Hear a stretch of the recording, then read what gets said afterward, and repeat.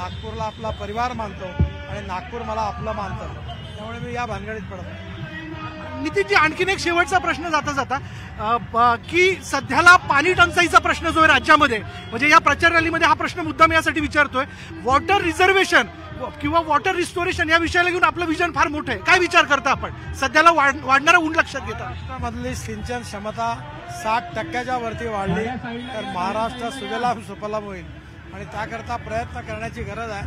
धावणाऱ्या पाण्याला चालायला लावा, चालणाऱ्या पाण्याला थांबायला लावा आणि थांबलेल्या पाण्याला जमिनीला प्यायला लावा.